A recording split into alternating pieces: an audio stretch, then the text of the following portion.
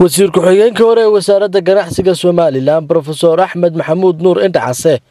ayaa waxa uu ka hadlay gudoomiyaha cusub ee loo doortay baarlamaanka maamulka Puntland sidoo kale waxa uu soo dhaweeyay ciidamo ka soo goostay jabhadda Korneyl Caare ee ku sugan deegaanka Qardho ee maamulka Puntland ee Soomaaliya. wasiir ku-xigeenka hore ee wasaaradda ganacsiga ayaa sidan sheegay mar uu wareysi gaar ah ku siinayay Bulsha TV magaalada Hargeysa.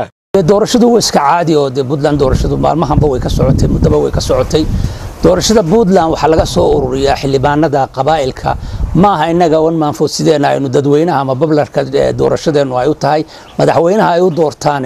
dadweynuhu iyaga madaxweynaha waxa doorta Puntland 66 ka baarlamaanka ah 66 kaasi marka ay doortaan ayay ra'iisul gudoomiyaha baarlamaanka doortaan Cabdixakiin waa nimaan aqaano waxaan jecelahay inuu si fiican oo nabadda iyo xiriirka wanaagsan ee Soomaaliland iyo iyaga uu nin wax weyn ka taraya madaxweynaha cusubna waxaanu sheegaynaa inuu isaguna qudhiisu soo baxo nin Soomaaliland og waxay tahay xuduudaheedana faragelinta iyo dhibaatada tii hore iyo Cabdiweligaas ay ku hayeen nin jecelahay inuu daris wanaag iyo si fiican ummadda walba way isku dhex jirto ganacsigu waa gudbaayay in sida xuduudaha iyo xageeda iyo faragelintana nimanka soo bixi doona ama gudoomiyaha noqdo ama madaxweynaha noqdo inay siday u arkaan Soomaaliland inay tahay jamhuuriyad madax bannaan in Ilaahay tuso ayaanu iyagana ka sugayna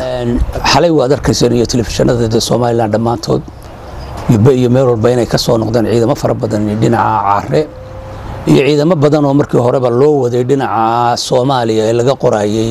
gobolka Sanaag bari waxa way aad iyo aad ayaa waxaan ugu mahadcelinaynaa gudoomiyaha gobolka Sanaag odayaasha maayarka oo aad iyo aad uga shaqeeyay hawlahaas si fiican uga shaqeeyay uga hawlgalay horena waataynu sheegnay inagoo bayaan hore aynu u diray dhalinyarada iyo dadkana aynu uga dignay inay koonfur aan waxba u ool carabtu waxay ku maahmaadaa ama ay tiraahdaa caada ila qawaacidii saalima waxaanu leenahay dhalinyarada soo noqotay oo waxa weeye waxay ku soo noqdeen iyagoo nabad qaba dalkoodii iyo dadkoodii iyo dhulkoodii ayay dib ugu soo laabteen aad iyo aadna waanu ugu mahadcelinaynaa si fiicanna dawladdu waa ka yeeshay sida hadda ay muuqanaysay isaan wararka ku helayba dhamaantood waa la qarameeyay ciidamada laga dhigay qaarkoodna booliiska ayaa lagu qoray waxaan inta kale aan ku sii darayaa aan sheegaya oo kale in la sii kordhiyo oo la gaarsiiyo ilaa ceelaayo iyo la xuduudaha dhalinyarada dhulka laga qorayo inaynu inagu qaramayno sida kuwa aynu u qaramaynay oo dhan dhahara noqoto